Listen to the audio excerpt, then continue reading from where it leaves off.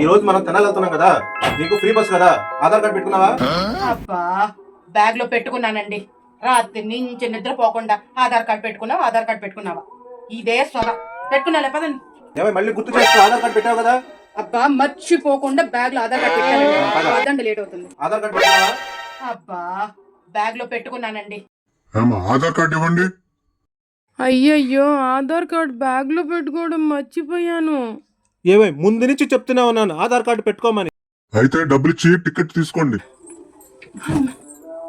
Journey చేసి ప్రాణం వలిసిపోయింది. ఈ పూటకి నాకు వంట చేసే ఓపిక అయితే లేదు. మా నిద్దరికి బయట నుంచి బిర్యానీ తెచ్చేసేయండి.